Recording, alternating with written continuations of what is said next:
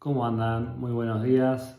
Tenía este video pendiente para compartir desde que hice los resúmenes de la visita de la drupa. ¿Se acuerdan que hicimos el video ese con mi viejo? Muchos me lo comentaron, sobre todo en LinkedIn, gente que lo conoce a él. Y dije que iba a hacer como un resumen un poco de la historia de nuestra familia en la gráfica. Eh, Durante la drupa compartimos mucho tiempo con mi viejo y se fue dando en las charlas y encontramos como un montón de puntos de coincidencia entre mi abuelo, él y bueno, lo que nosotros estamos haciendo hoy acá en WOP. Y digo, mirá cómo se fueron cruzando los caminos y yo me quiero quedar como con un punto en donde creo que es el gen que tenemos nosotros, la curiosidad, y que bueno, eso nos lleva un poco a- a destacarnos o a tener el foco en la innovación. Eh, por eso quería un poco hacer este video y contarlo, porque digo, mirá cómo se fue dando y para cada uno la vida y cómo tiene un montón de puntos de contacto. Bueno, les cuento la historia. Mi abuelo vino del norte de Italia, un pueblo que está sobre el lago di Garda, que se llama Manerba di Garda, y él vino con el título de técnico mecánico. Y acá cuando empezó a trabajar en Anthony Blanc, que es una empresa que creo que hasta ahora sigue existiendo, que hace sobres de correspondencia impresos. Y él empezó haciendo mantenimiento a las impresoras y a las formadoras de sobres.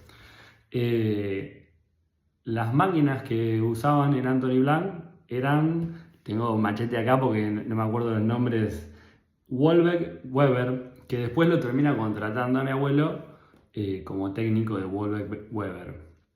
Entonces, bueno, ahí como que se metió, no era la industria del packaging, porque estamos hablando de una época en donde no existía el packaging, preindustria del packaging, ¿no?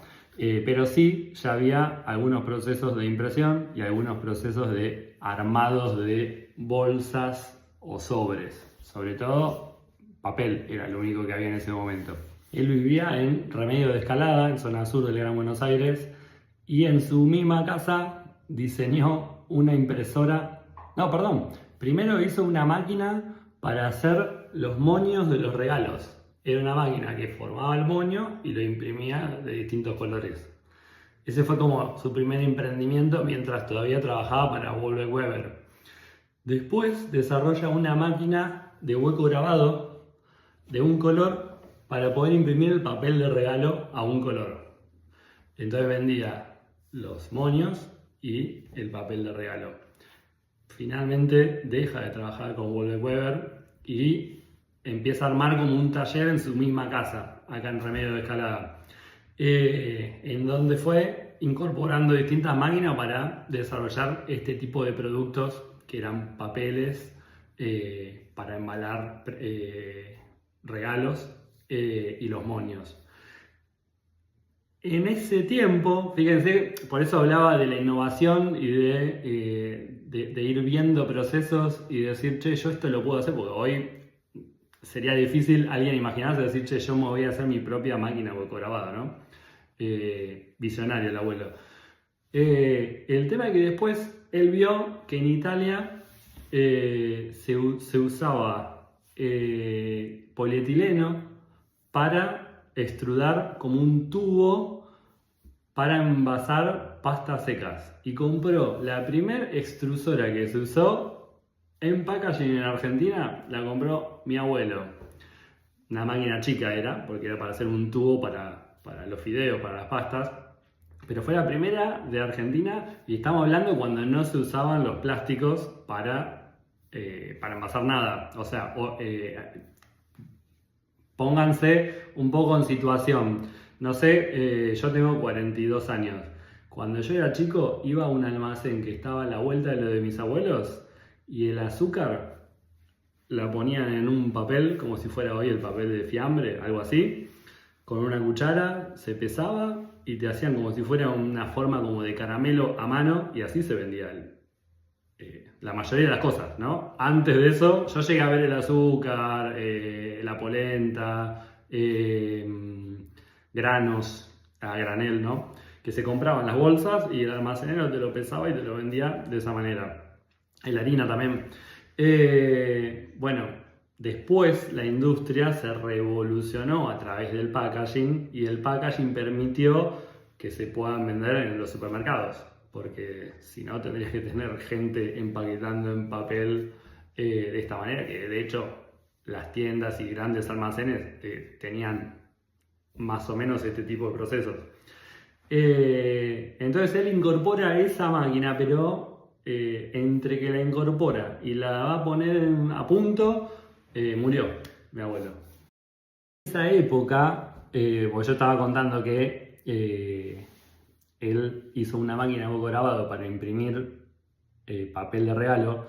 El hueco grabado se usaba o para revistas, o para diarios, o para impresión de textil, telas, ¿no? El packaging todavía no existía, ¿no?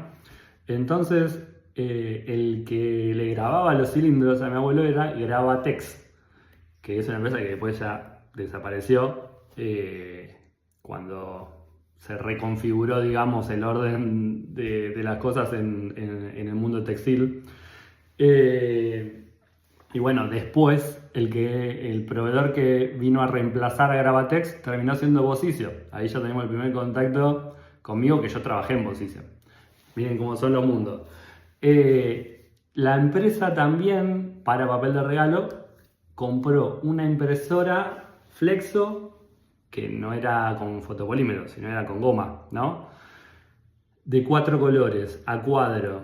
Yo creo que que llegué a verla cuando era muy chiquito, pero después no la vi nunca más porque esa tecnología ya se superó. A cuadro son esa que es como un cuadrado y tiene los colores en las 4 puntas de ese cuadrado y pasa el papel, en ese caso era papel, e imprimía cada color. Obviamente el registro entre esos colores era bastante precario, pero bueno, estamos hablando de los inicios de la gráfica.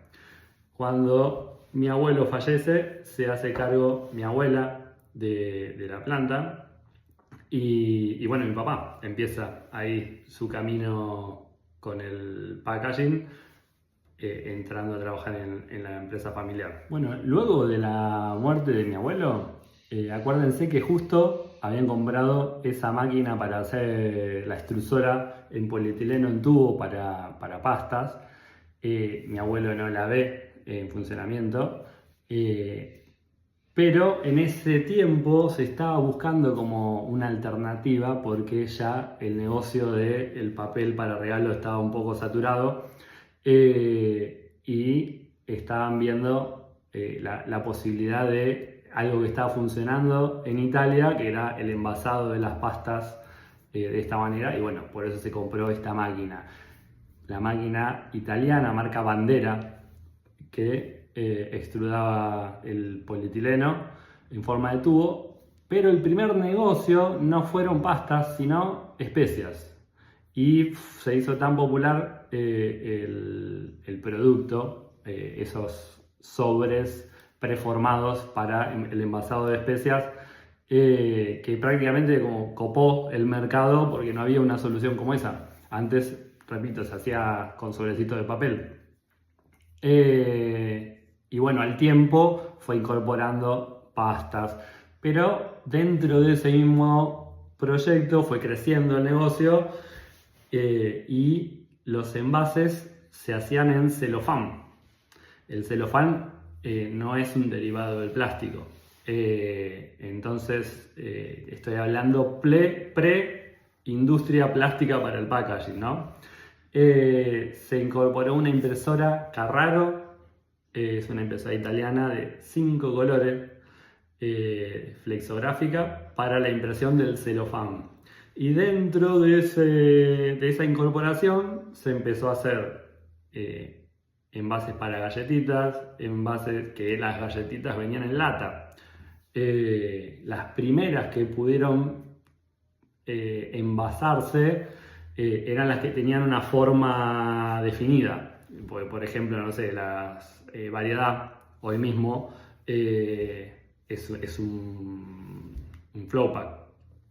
Pero en el caso de en celofán no se podía hacer eso. Entonces lo que se hacía eran con galletitas que tengan una forma definida, como Express, Desayuno. Esas son marcas que trabajó Girardi. Después me imagino criollitas, todo ese tipo que tienen una forma, coquitos, todas esas que tienen una forma y que podés envasarlas con una forma definida. Porque boca de dama y así es como que es más difícil envasarlas porque no es un cuadrado, un rectángulo o un círculo en el que podés hacer una forma más definida para el envase.